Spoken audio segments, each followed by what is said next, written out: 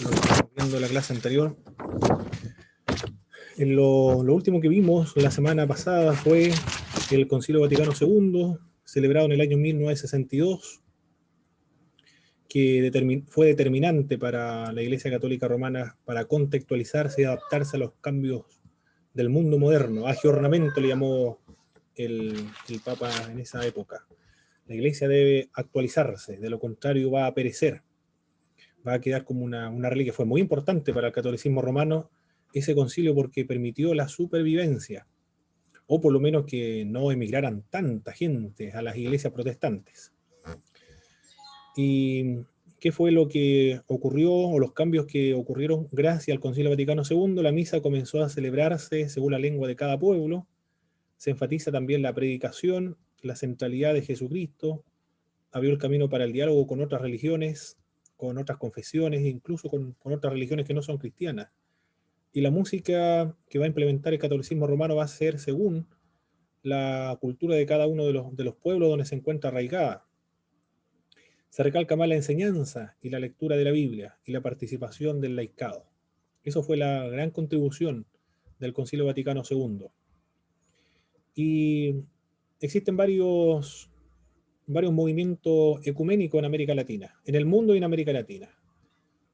Por ejemplo, se discutió CELAM, la agenda de discusión fue la oposición al protestantismo, al secularismo y también al comunismo en aquella época. Y se formaron las comunidades eclesiales de base, que fue muy importante porque ahí va a surgir la teología de la liberación, de la teología feminista, la teología indigenista, la teología africana, asiática, entre tantas otras teologías. Los exponentes fueron Gustavo Gutiérrez, Luis II, Leonardo Boff. El primero fue Gustavo Gutiérrez con su libro Teología de la Liberación. Y los otros le van a seguir Luis II, Leonardo Boff. Leonardo Boff también había sido sancionado por la Iglesia Católica Romana, porque a todos estos teólogos católicos, como utilizaban el lenguaje de las ciencias sociales propia de esa época, se le confundía con el comunismo. Pero ellos han explicado y han enfatizado una y otra vez que su teología no es marxista, no es socialista ni comunista, sino que su teología está fundamentada en el Dios revelado a Abraham, Isaac, Jacob, revelado en las Sagradas Escrituras, pero utilizando un lenguaje propio de las ciencias sociales. Son utilizados estos conceptos, estos términos del marxismo, pero como instrumento simplemente para la reflexión. Pero su naturaleza es teológica, eso lo defienden una y otra vez Gustavo Gutiérrez. Él dice, yo comprendo las críticas que me puedan plantear en mi libro. Pueden haber inconsistencias, contradicciones, eh, algunas debilidades en mi obra, pero no comprendo aquellas críticas que niegan la naturaleza de la obra, es decir, que es un trabajo teológico, porque algunos señalan que es simplemente un trabajo sociológico.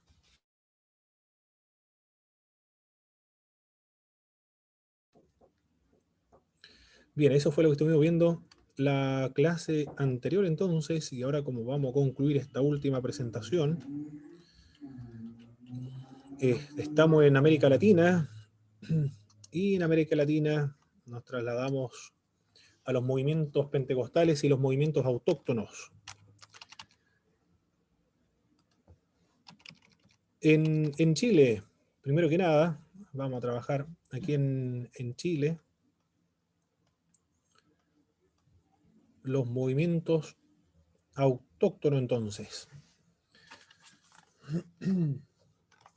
El movimiento pentecostal y los movimientos autóctonos.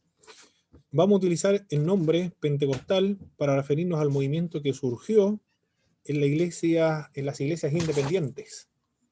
Los apuntes que estoy comentándoles corresponden al libro Historia Eclesiástica de Ondina González, que es sobrina de Justo González. Y el término carismático lo vamos a utilizar para referirnos a aquellos movimientos tanto de iglesias protestantes como de las iglesias católicas romanas, que permanecieron dentro de sus denominaciones, pero que recalcan los dones extraordinarios del Espíritu Santo. Son en realidad, son de la experiencia pentecostal, pero que tomaron la decisión de continuar en sus propias iglesias porque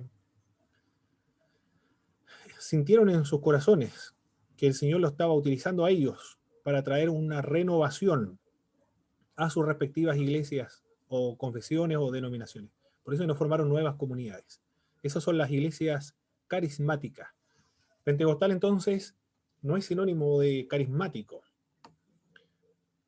Hay algunos autores que son mucho más, que precisan más todavía estos términos de pentecostal, neopentecostal, carismático y las iglesias emergentes.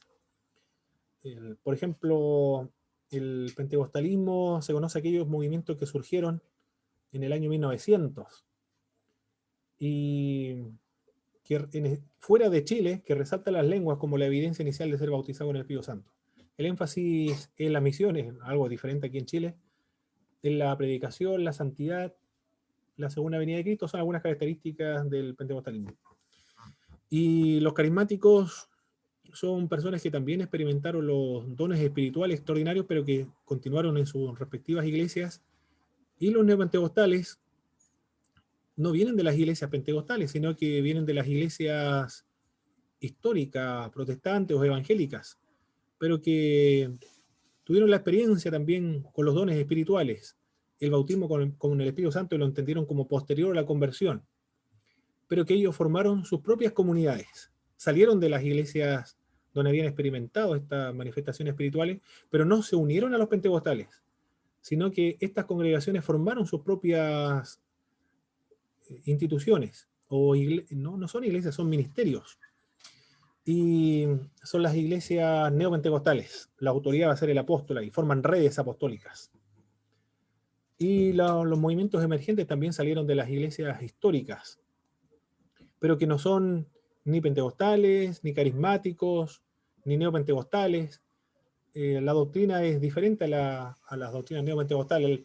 El neopentecostalismo se caracteriza por apóstoles, profetas, evangelistas, pastores y maestros, el gobierno quíntuple o el ministerio quíntuple, le denominan ellos, guerra espiritual, maldiciones generacionales, doctrina de la prosperidad, el reino ahora, el reino ya, la confesión positiva, yo declaro, yo decreto, la sanidad interior también, y el fenómeno de las megas iglesias. Esas son las características de las iglesias neopentecostales. Pero las iglesias emergentes son diferentes a toda la otra iglesia. La iglesia de la Viña es una iglesia emergente. Está en Santiago, en Las Condes, y hay otra que está en otro sector que es más popular, más populoso. Y también está en Puerto Montt. Pero diferente. Estas iglesias de la Viña tienen algunas doctrinas que son del neopentecostalismo, por ejemplo, las maldiciones generacionales, pero no ostenta ni enfatiza la doctrina de la prosperidad, porque son todas personas, son gerentes, dueños de empresas, gente que tiene un poder adquisitivo extraordinario, y no son de la clase media o que está emergiendo, como el neopentecostalismo. Por eso el énfasis del neopentecostalismo son la prosperidad para que crezcan en posesiones materiales, que vienen de las clases bajas, pero en las iglesias emergentes son todos de la clase alta. En las iglesias neopentecostales la autoridad del apóstol es fuerte sobre las iglesias, del mismo modo que en el pentecostalismo clásico. Pero en las iglesias emergentes diferente el liderazgo, porque en las iglesias emergentes la autoridad del pastor pasa desapercibida, no se enfatiza, pasa desapercibida. ¿Por qué? Porque está pastoreando a personas que están acostumbrados a liderar y a mandar. Son gerentes de empresas, son personas que hay muchas personas que están bajo su cargo en las empresas. Por eso que la autoridad del pastor pasa desapercibido. Las iglesias neopentecostales forman mega iglesias grandes. En cambio, las iglesias emergentes forman iglesias pequeñas. No le interesa tener megas iglesias, sino congregaciones pequeñas, porque ellos están satisfaciendo unas necesidades que se encuentran en la clase alta, que pueden ser exitosos, pueden ser prósperos económicamente, algo que requiere el neopentecostalismo. Ellos ya lo tienen, ya tienen todo. Buenas profesiones, buenos trabajos, buena educación, buenas, tienen, bueno, todo lo que las personas de altos recursos y alto poder adquisitivo lo poseen, pero hay algo que no poseen, que es el compañerismo, la comunión con otras personas, el sentirse acogido dentro de otro grupo, el sentirse parte de una comunidad, de terminar con esa soledad que caracteriza a estas personas. Se sienten solos. Hay un vacío, una soledad, una necesidad de que alguien esté preocupado por ellos. Entonces las iglesias emergentes satisfacen esa necesidad de la soledad. Oran por ellos, presentan sus problemas, sus quejas, y los miembros de aquellos grupos pequeños oran por las necesidades. Ellos arriendan locales, tampoco están interesados en comprar, sino en arrendar, siempre están arrendando. Y no lugares tan grandes, sino pequeños, porque el énfasis es ese, la compañía, el grupo de hermanos. Ahí vemos muchos movimientos que son diferentes entre uno y los otros. Acá nos referimos ahora, en esta presentación, a las iglesias pentecostales históricas.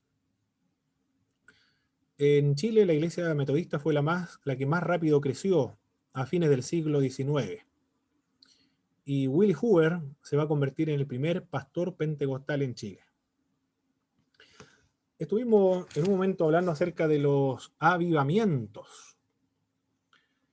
Si hay una característica que se repite en todos los avivamientos espirituales en la historia, es la del crecimiento rápido que experimentan las congregaciones que están en avivamiento espiritual.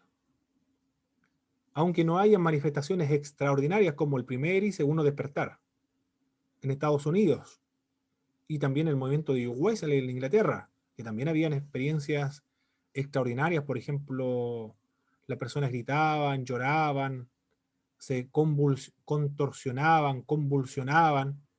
Esos fenómenos se vivían en la época de John Wesley, y en el primero y segundo despertar también.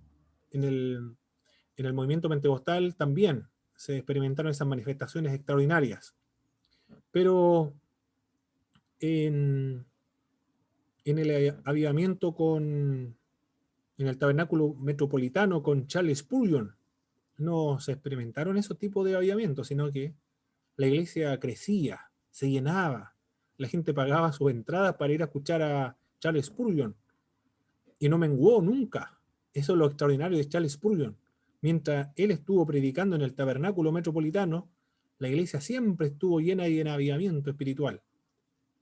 Es decir, había un interés genuino espiritualmente, la gente estaba hambrienta, necesitada de Dios. Ese fue un caso único de Charles Spurgeon. Durante toda la vida de ese predicador, la gente repletaba el tabernáculo metropolitano.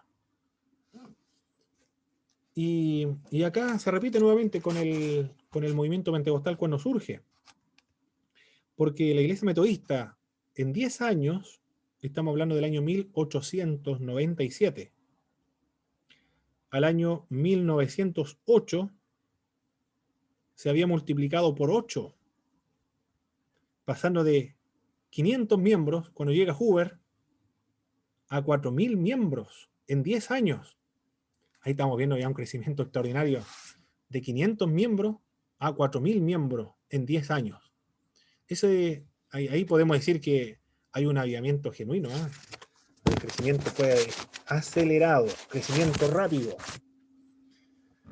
Si analizamos el crecimiento como característica de los grandes avivamientos de la historia del cristianismo, y lo comparamos con Centro Mundial de Avivamiento, por ejemplo, o los avivamientos que se dice que hay en Colombia,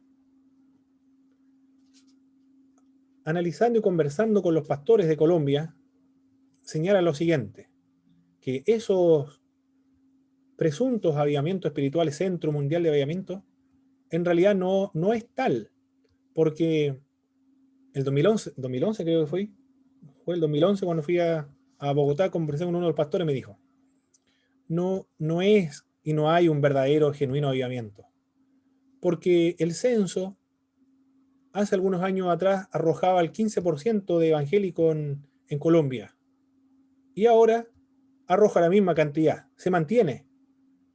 ¿De cuál avivamiento se está hablando si la cantidad de evangélicos se mantiene? No ha crecido. Cuando hay verdadero, irreal o genuino avivamiento, las iglesias crecen. Pero el porcentaje de evangélicos en Bogotá y en Colombia se mantenía. Entonces, ¿por qué estas iglesias crecen tan grandes? Por ejemplo, con Eduardo Cañas, o Ricardo Rodríguez, por ejemplo, César Castellano, que son los más conocidos en Bogotá. ¿Por qué crecen tanto cinco cultos de 5.000 miembros? Los pastores explicaban que esos miembros son de las iglesias más pequeñas. No se ha producido un avivamiento, sino que los hermanos se cambiaron de iglesia. Se cambiaron de las iglesias chicas, se fueron a la iglesia grande, porque pensaban que, bueno, ya había un avivamiento, esa es la estrategia, ahí estamos en avivamiento, entonces la gente quiere ir a ver los grandes avivamientos. Pero no es genuino, no es real, porque el porcentaje de evangélicos se mantiene, no crece. Crecen las megas iglesias a costa de las iglesias más pequeñas. Eso es lo que está ocurriendo ahí en Colombia. Eso me explicaban los pastores. En cambio acá, en 10 años, se creció rápidamente los miembros de esa iglesia. Estamos hablando de Valparaíso, de 500 a 4.000 miembros. Hermano Pablo. Sí, Pastor Guillermo. Dios lo bendiga, hermano. Bueno, también es casi lo mismo que pasa aquí en Chile. Tuvo un fuerte crecimiento el evangelio en Chile, pero se ha mantenido como en el 20-22% y no ha crecido más. Está estancado en este momento el crecimiento en cuanto al evangelio. Lo que más se han producido son divisiones dentro de la iglesia evangélica chilena, más que un crecimiento en cuanto a número. Es como lo similar que lo que vive, por ejemplo, en Colombia. Así es, correcto. Exactamente lo mismo.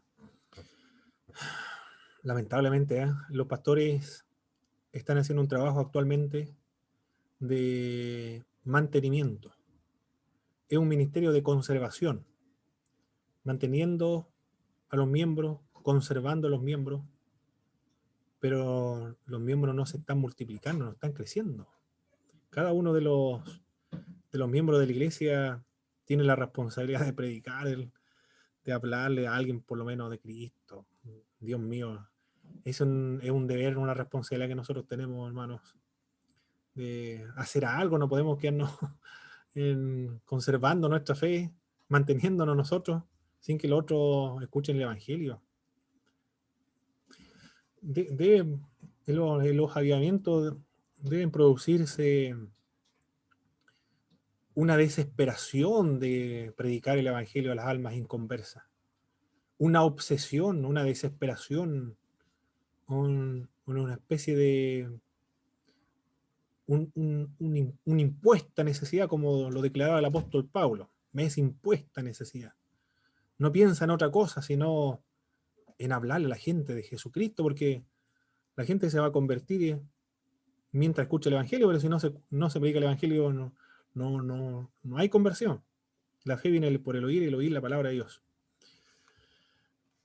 Sí, quizá pueda ser que no se está predicando lo suficiente el Evangelio. Puede ser eso. Porque las excusas, siempre han habido excusas. Se han presentado excusas contra la fe evangélica. Pero antes la iglesia estaban en las calles predicando el Evangelio, y ahora estaba escuchando un sermón aquí en la plaza de Yungay, un pastor que predicaba permanentemente los días sábados, pero después fundó la iglesia, o se levantó una iglesia, compró terreno, fundó la iglesia, dejó de predicar en ese sector, y lo mismo ocurre en otras partes, en Temuco igual. Predicaban en las calles, y después cuando los miembros llegaron, se convirtieron en algunas personas, compraron un terreno, fundaron una iglesia, y dejaron de predicar a la calle, se fueron con los miembros que lograron ganar en la calle. Debería ser más sistemático entonces, porque si se produce conversiones predicando a la calle, debe ser sistemático, permanente en el tiempo. No tienen que guardarse después en los templos, sino que permanentemente debe estarse predicando al aire libre o en las calles. Bueno, cualquier estrategia, la idea es que se hable del Evangelio a la gente en conversa. Hermano Pablo, ¿Sí, Pastor Guillermo? bueno, yo como tuve la oportunidad de trabajar en la obra del Señor en la región del Maule, en Curicó,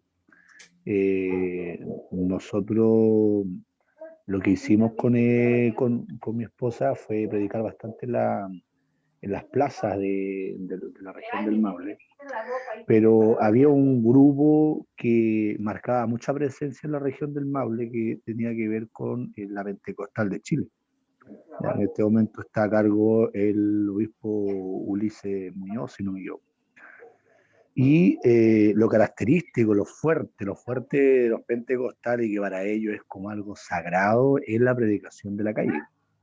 Incluso ellos se dividían los sectores, van trabajando toda la semana, van trabajando en un sector, después van en otro y así dan vuelta a todos los sectores que tiene la localidad donde vivían y todos los cultos, o sea, martes, los jueves y los domingos ellos hacen su marcha cantando, van predicando y de esa manera llegan al templo para realizar sus cultos. Y para ellos era algo sumamente sagrado, o sea, muy importante para ellos. Para Lo cada que no culto, ¿eh? sucedía, claro, y lo que no sucedía con otras denominaciones. Yo eso tengo que resaltar de lo que yo vi de la Pentecostal de Chile en la región del Maule. Y por eso también tienen la cantidad de templos que tienen. O sea, ellos cuando van a abrir una obra, ellos levantan un templo, lo tienen un templo parado en un mes. O sea, es muy, muy fuerte su movimiento que ellos tienen. Nosotros vivimos en el sector de Sarmiento y ellos levantaron una catedral. O sea, tuvieron una iglesia pequeña y en un corto tiempo todos se pusieron las manos a la obra y levantaron una catedral. O sea, una tremenda construcción. Eso es lo fuerte que yo vi de la Pentecostal de Chile, Pablo. Sí, yo creo que ahí está la clave del crecimiento, la prédica a la calle, al aire libre. Esa es la mejor forma, yo creo, de conquistar las almas, ganar las almas en la calle, donde todos escuchen. La principal causa del crecimiento de esta época, del siglo XIX, se debe a William Taylor, un misionero metodista, de la iglesia metodista, quien invitaba a los misioneros de Estados Unidos a trabajar en América Latina, en la costa, toda la parte de Colombia, Ecuador, Perú, Chile, pero que estos se autosustentaban a sí mismos, cobrando las matrículas y las mensualidades de los colegios. Eran profesores, principalmente profesores. Esa es la forma de mantenerse, por lo tanto, no era una carga para la iglesia de Estados Unidos, porque ellos mismos se autosustentaban a sí mismos, y así crecían. Por lo tanto, William Taylor ahí es muy importante para el crecimiento o el avivamiento del pentecostalismo en Chile. Willie Hoover había llegado a Iquique en el año 1889, viajó a los Estados Unidos en 1904 y entabló contacto con los hermanos que vivían en la calle Azusa Street en los Estados Unidos, lo que estaba ocurriendo allá con el avivamiento pentecostal moderno. Además de los contactos que tenía en Estados Unidos, su esposa mantenía correspondencia con la India y Noruega. También había un movimiento espiritual muy fuerte en esa época en la India con Pandita Ramabai, por ejemplo. Algunas prácticas pentecostales del país. Aquí en Chile estamos hablando, hablar en otras lenguas, es una de las prácticas, los testimonios también, el celo con que daban testimonio acerca de su fe, las profecías. Esas son algunas características de las prácticas pentecostales en Chile. Y los pentecostales no fueron aceptados en el metodismo, por lo cual fundaron la iglesia metodista pentecostal de aquella época. Fueron expulsados de la iglesia metodista. La fotografía que está en la esquina derecha, arriba, es en la iglesia la iglesia metodista, la antigua iglesia metodista de Valparaíso, donde ministró Willie Hoover. Y en la esquina derecha, arriba, es un templo de la IEP, la Iglesia Evangélica Pentecostal. y abajo, bueno, la más famosa, la Catedral J. El hombre que está de barba y con el gorrito es Willie Hoover, un médico, estudió teología, misionero de la iglesia metodista. Se iba a casar con su novia, pero la novia no tenía el llamado a las misiones. Por lo tanto, tuvo que dejar sin efecto ese matrimonio, porque él había sido llamado a las misiones. Y conversó con una misionera. Le dijo que había sido enviado por el Señor a trabajar a América Latina, y él no quería irse solo, quería irse casado. Por lo tanto, conversó con ella para ver si, como era misionera, entonces se casaron inmediatamente y se vinieron a trabajar a Chile. Hay un contraste entre, entre el metodismo y el pentecostalismo. El metodismo, la doctrina, el énfasis es en la doctrina, es más racional y también enfatiza mucho el orden. Esa es la característica del metodismo. En cambio, el pentecostalismo es diferente porque la doctrina no es tan importante, no es fundamental. Hasta el día de hoy, después de 100 años, la doctrina no es fundamental. Uno analizando las declaraciones de fe de cada una de las iglesias en Chile, de Ejército Evangélico de Chile, la Iglesia del Señor, Misión Iglesia del Señor, la Metodista Pentecostal, Evangélica Pentecostal, la Iglesia Pentecostal también de Chile, pareciera que la declaración de fe con respecto al bautismo con el Espíritu Santo copiaron y pegaron. No hubo ninguna reflexión acerca del bautismo con el Espíritu Santo. Todo dice lo mismo, porque se entiende que lo doctrinal no es importante, porque lo importante para las iglesias pentecostales es la emoción. Eso es. Buscar la emoción, no me refiero al emocionalismo, sino la emoción a sentir la presencia del Señor. La libertad también en contra de lo racional y la espontaneidad en cuanto al orden. No hay, le interesa mucho el ser espontáneo o que el Espíritu de Dios dirija el culto. No hay una rigidez en cuanto a la liturgia, sino la espontaneidad.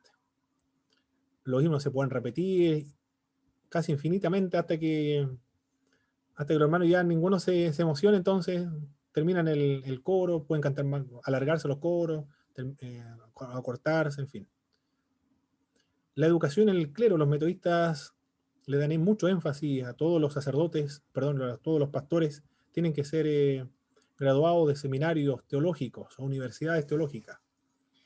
En cambio, en el pentecostalismo le dan más oportunidad de expresarse a su propia manera y la posibilidad también de alcanzar posiciones de liderazgo sin necesidad de educación.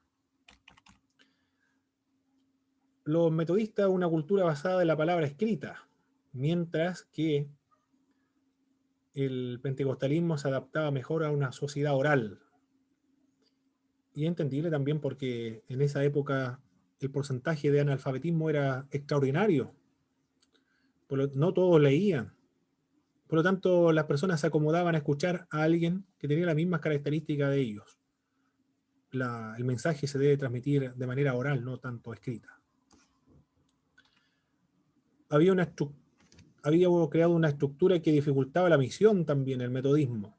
La misión y el testimonio son los más importantes que la estructura y la carga burocrática denominacional para el pentecostalismo. Aunque actualmente, como se ha institucionalizado el pentecostalismo en Chile, también hay un impedimento a esa espontaneidad que era originalmente. Aquí estamos, cuando estudiamos el pentecostalismo, lo estamos estudiando desde sus orígenes, porque ahora ya ha cambiado un poco. Cuando se ha institucionalizado cualquier movimiento religioso, dice los especialistas como Max Weber, cuando se produce la rutinización del carisma y la institucionalización del movimiento, se estancan los movimientos para darle a otro movimiento que surja. El pentecostalismo permitió también, otra de las características del pentecostalismo en Chile, a la mujer dar testimonio ante la congregación y se transformaron en poderosas predicadoras del Evangelio. la Iglesia Metodista Pentecostal de Chile tiene el honor también de ser la primera denominación independiente y autosuficiente en el tercer mundo. Esto es lo que dice Ondina González.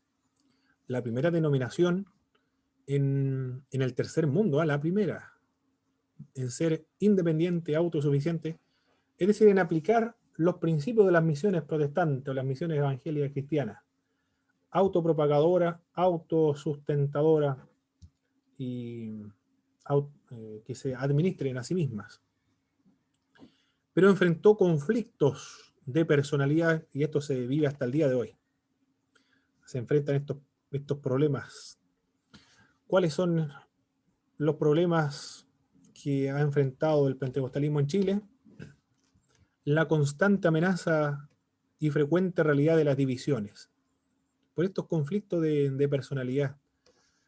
Una de las primeras divisiones grandes dentro de la iglesia pentecostal fue la del 32. Willy Hoover es el padre del pentecostalismo en Chile, el primer, el pastor pentecostal, pero el que inició el movimiento pentecostal en el país. Pero se dividen en el año 32. La iglesia metodista pentecostal, de ella surge la iglesia evangélica pentecostal, pero por un conflicto que hubo con Manuel Umañas Salinas. Acusó al obispo Hoover, al superintendente de Hoover, de inmoralidad y lo expulsó. No todos estuvieron de acuerdo y fundaron la iglesia evangélica pentecostal, la IEP. Después se van a seguir sucediendo las divisiones, pero esa es una característica de los pentecostales en Chile, la división. Y la actitud autoritaria de algunos líderes o de sus pastores y líderes también. Las divisiones se han producido por esto, por esta característica del autoritarismo. Es algo serio esta de las divisiones, no es algo superficial lo que ocurrió en la JBH cuando surge, por ejemplo, la Unidad Metodista Pentecostal con el obispo San Martín Pulgar. Ahí en la JBH hubieron disparos dentro de la JBH. Andaban personas armadas y dispararon dentro de la JBH. Y cuando se divide la evangélica, no la evangélica pentecostal, sino el Ejército Evangélico de Chile en Los Ángeles, hubo una pelea entre los pastores, pelea a puño limpio. Las autoridades civiles, los carabineros tuvieron que ir a apartar a los pastores, comenzaron a golpear. Hubo una guerra campal. En varias iglesias ocurrió algo similar. En la Metodista Pentecostal, el Ejército Evangélico de Chile también. Así que fueron cosas serias. Después se reconciliaron, pero esa es la historia. En 1911... Bueno, Pablo, sí, Pastor Guillermo. es bien delicado el tema con respecto a las divisiones y sobre todo también cuando te echan mano para quitarte las obras que uno ha levantado. O sea, igual es delicado. Nosotros en Curicó vimos que se veía mucho la división. Era muy fuerte, un espíritu muy fuerte de división en Curicó, sobre todo en el sector donde estuvimos trabajando nosotros con mi esposa. Nosotros fundamos una obra detrás de una cantina. Me facilitaron una pieza que tenía la cantina y nos metimos ahí y levantamos una obra con pura gente alcohólica, gente adicta al alcohol.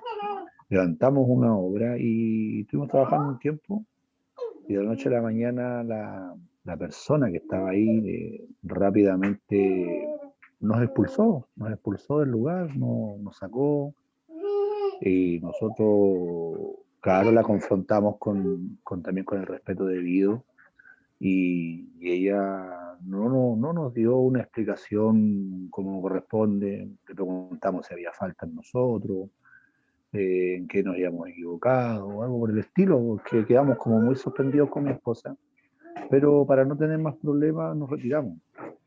Pero no pasó muchos días que llegó otra persona Entonces ya estaba todo como arreglado. Había otra persona que llegó, se instaló, incluso le mejoraron las cosas para que estuviera mejor planteado.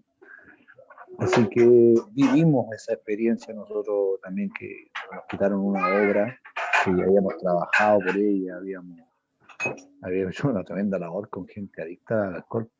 Eh, Vivimos esa parte. Y en Curicó es muy fuerte ese tema también, para cuando le quitan una obra, se ve mucho. Muy bien. Esa es la realidad de las iglesias pentecostales en Chile, ¿eh? Las divisiones. En 1911 surge otra iglesia importante. Todo esto lo menciona Ondina González en su libro, en la sección cuando habla del Evangelio en Chile. En 1911, un pastor laico de la Iglesia Alianza Cristiana Misionera, antes había sido miembro de la Segunda Iglesia Metodista de Santiago, abandonó la alianza, llevando consigo buena parte de la congregación, con la cual fundó la Iglesia del Señor. Así surge la Iglesia del Señor. Y después, cuando muere, la denominación se dividió en varias otras, entre ellas la Iglesia Apostólica del Señor Misionera, la Iglesia del Señor, la cual ganó por su sangre también, Corporación, Iglesia del Señor. Parece que la primera fue la Misión Iglesia del Señor. Después de su muerte, la Corporación, la ISA, Iglesia del Señor Apostólica, y la Iglesia del Señor, la cual ganó por su sangre. En 1956 surge la cual ganó por su sangre. Bien, eso en Chile entonces. En Brasil, el fundador de la iglesia en Brasil fue Luigi Francescon. Él fundó la Congregación Cristiana de Brasil. Era un italiano que había emigrado a los Estados Unidos. En aquel país, él con su esposa asistían a un templo influido profundamente por el avivamiento de la calle Azusa Street también. Su esposa fue bautizada en el Espíritu Santo y luego él.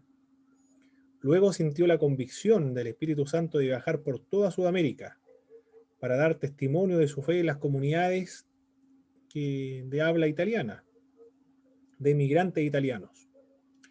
Cuando llegó a Sao Paulo, en el año 1909, fue recibido en una iglesia presbiteriana, que luego lo expulsó por las doctrinas que él estaba predicando.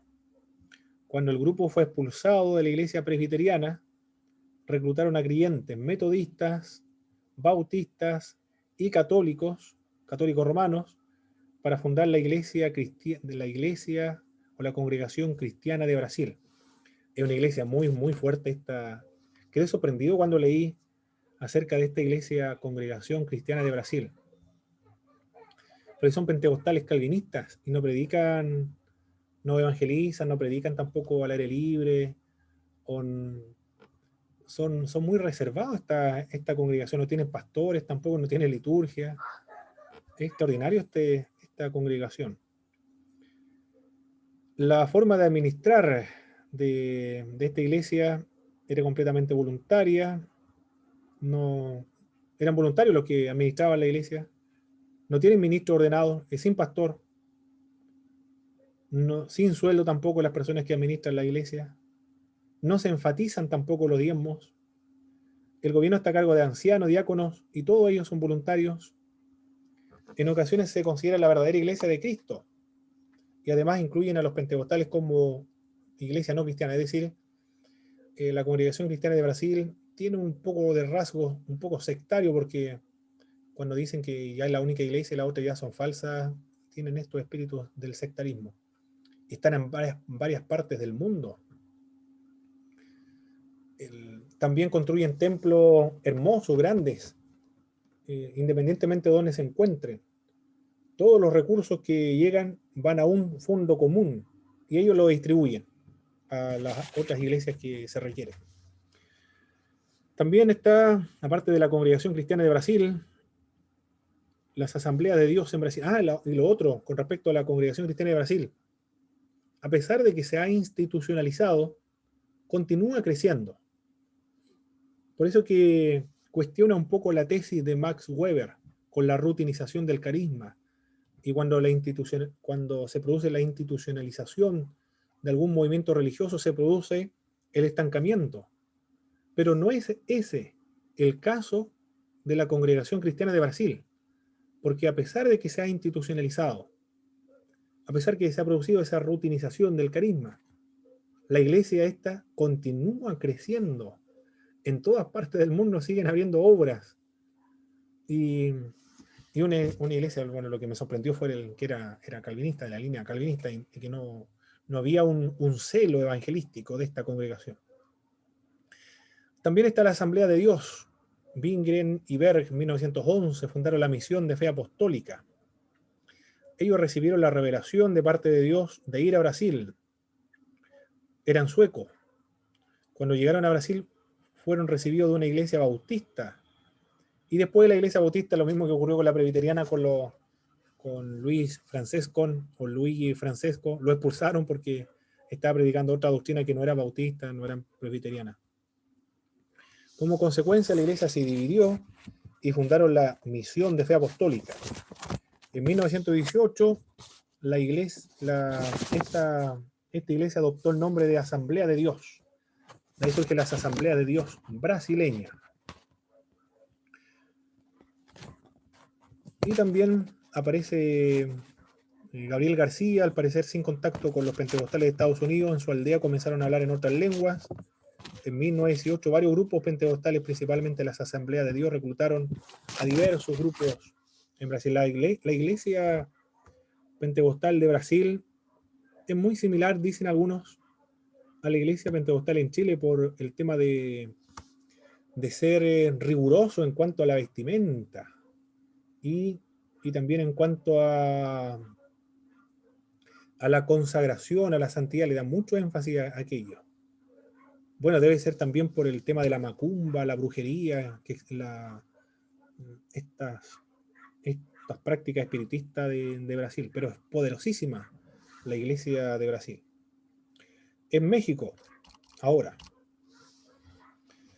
en México, en 1900, Gabriel García, al obtener una Biblia, comenzó a enseñar en su aldea, y en 1907 comenzaron las glosolalia. Las glosolalia son las lenguas, hablar en nuevas lenguas.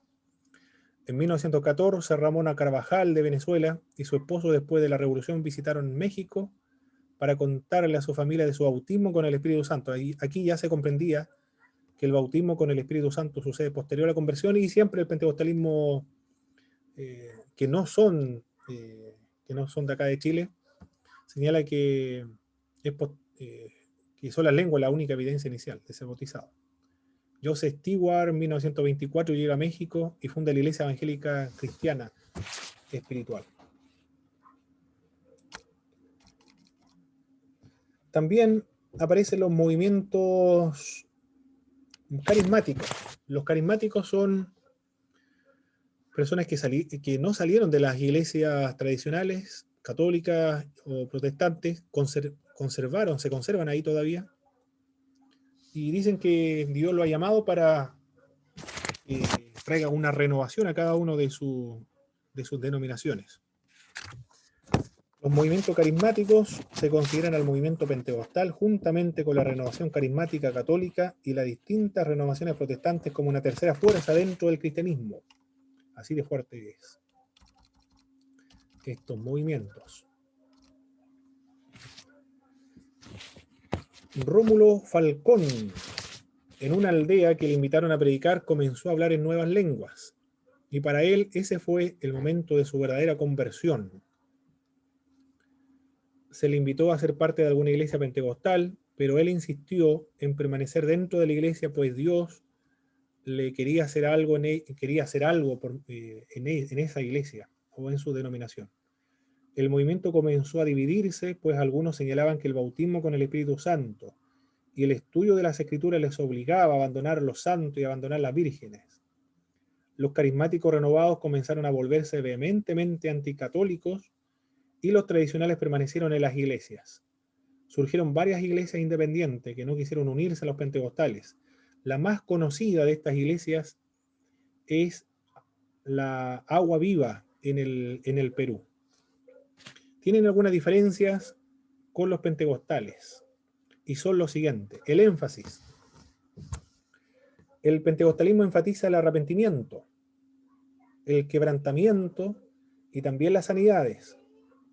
Los carismáticos, sin embargo, enfatizan el discipulado, la interacción en grupos pequeños, de oración, con expresiones de gozo y festivos o espíritu festivo.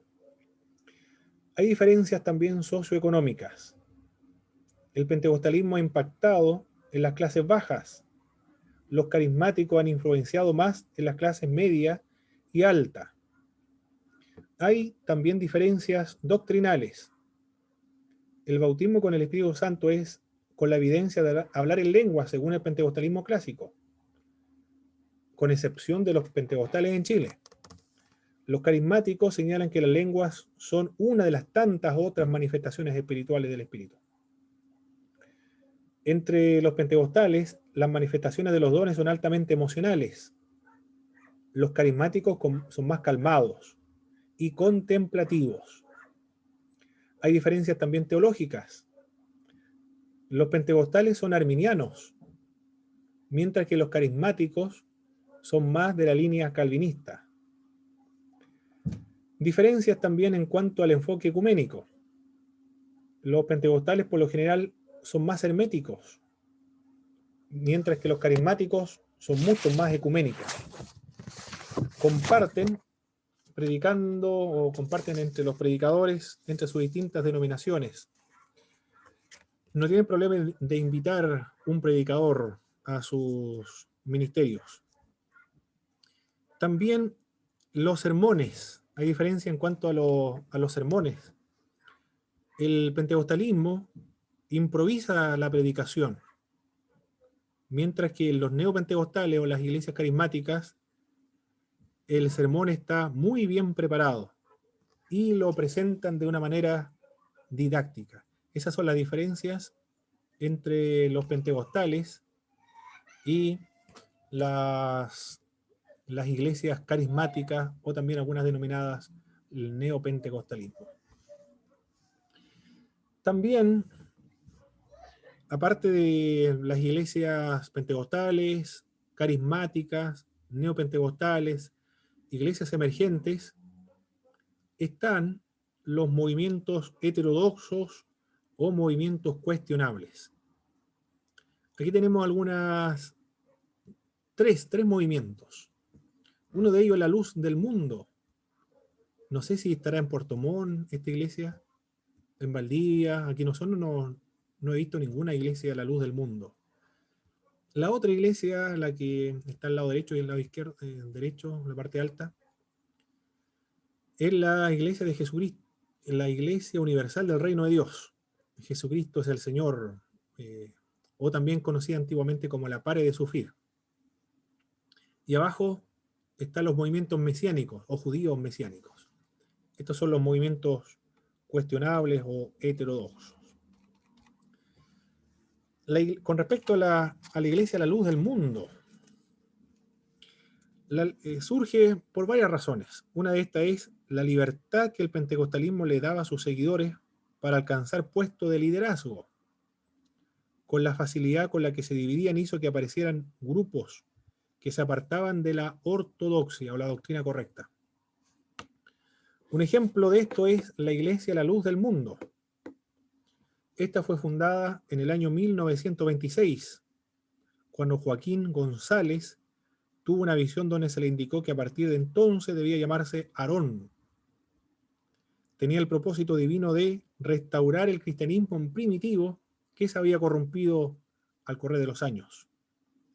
Después de su muerte le sucedió su hijo el ungido, conocido como el hermano Samuel o Samuel Joaquín. Aarón y Samuel fueron considerados dos apóstoles de Dios para restaurar el cristianismo primitivo. En sus himnos se nota la devoción a estos hombres. En los himnos que canta la Iglesia de la Luz del Mundo dice lo siguiente: Samuel Joaquín, apóstol poderoso en palabra, él traerá para la tierra perdón, cual Cristo Galilea. Se cuenta que cuando Samuel regresó de un viaje, entró en la colonia manejando un carro blanco, convertible, y toda la gente salió a recibirlo con palmas en las manos. y todos estaban gritando, bendito el que viene en el nombre del Señor. Es decir, recibieron a Joaquín como si Flores como si fuese el Mesías o estuviese haciendo su entrada triunfal. ¿Cuáles son las características de la Iglesia, la luz del mundo? Rechaza la Trinidad. El bautismo es en el nombre de Jesús. Rechaza la divinidad eterna de Jesús. Fuera de la Iglesia, la luz del mundo, no hay salvación. Todas las demás iglesias son falsas. La única iglesia verdadera es la Iglesia, la luz del mundo. En 1992 decían tener más de 200.000 en México y un total de 1 millón en todo el mundo. Su gobierno se encuentra actualmente en Guadalajara, como la imagen que tenemos ahí en la presentación. La otra es la Iglesia Universal del Reino de Dios. El énfasis de la Iglesia Universal del Reino de Dios es la doctrina de la prosperidad y también algunas prácticas que vienen de la macumba, de la brujería brasileña, como por ejemplo la sal, el agua bendita de Tierra Santa, en fin, entre tantas otras prácticas que son cuestionables para esta Iglesia Universal del Reino de Dios. Tiene ideas evangélicas, justificación por medio de la fe, la Trinidad, y también tiene una línea pentecostal. La Iglesia de la Luz del Mundo, sin embargo, es una secta, porque todas las otras iglesias son todas falsas, ellas son la única correcta. Y también las congregaciones mesiánicas. Nos referimos a estos movimientos nuevos que existen, que están surgiendo dentro de las iglesias evangélicas, que están adoptando prácticas del judaísmo, que están celebrando el Shabbat, las fiestas judías, pero también como la Iglesia de la Luz del Mundo, estas congregaciones también son antitrinitarias, no creen en la doctrina de la Trinidad. Todas los movimientos judaizantes, todos son antitrinitarios, ninguno cree en la doctrina de la Trinidad. Muy bien, hemos visto todos estos movimientos entonces, los últimos movimientos que han surgido dentro de la Iglesia, en América Latina solamente es esto. Vamos a escuchar ahora la disertación del pastor Guillermo. Si tiene una presentación, pastor, se puede reproducir de manera automática o compartir de manera automática. No, mi hermano Pablo, lo voy a hacer de la otra manera. Perfecto. Muy Y bien. no soy tan tecnológico todavía en esa. Muy bien. En Vuelvo esa enseguida, parte. pastor. Voy y vuelo.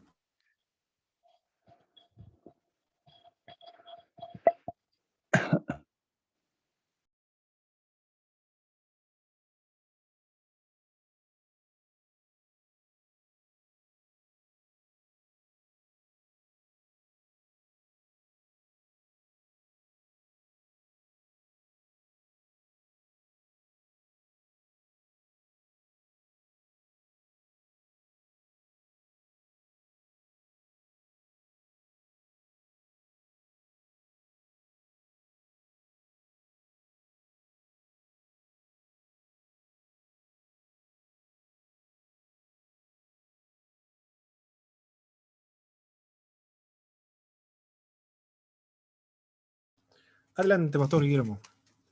Parece que va a tener problemas con la señal. Se queda pegada la señal. Esperemos que no.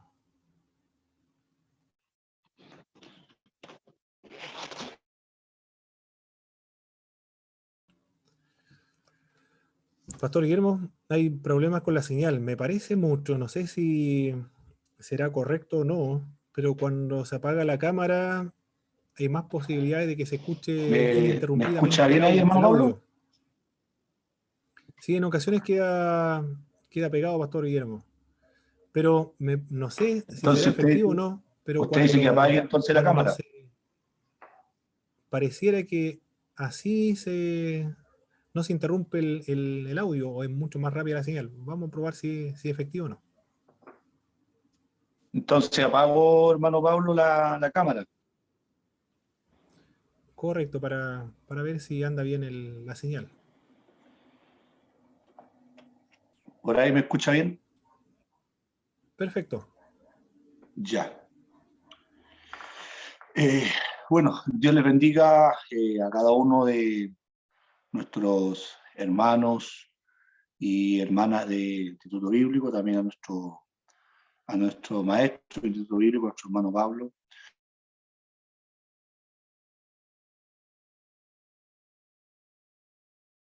Bueno, a mí me tocó exponer acerca de lo que el libro de la historia del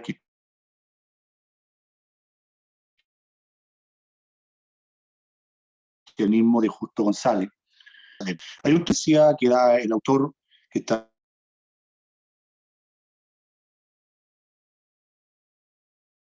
basado en el libro de los Hechos de los Apóstoles. El libro de los Hechos nos da a entender que hubo desde los inicios una fuerte iglesia en Jerusalén.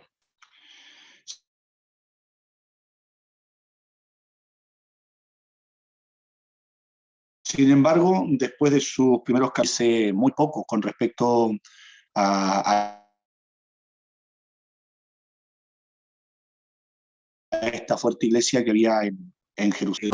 El libro de los Hechos de los Apóstoles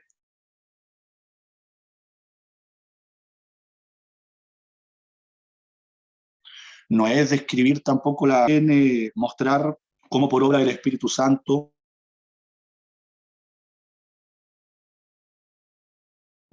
la nueva fe fue extendiendo, ¿ya?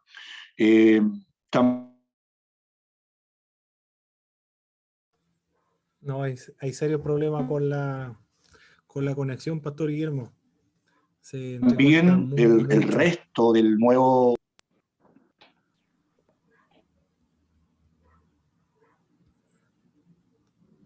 Pastor Guillermo.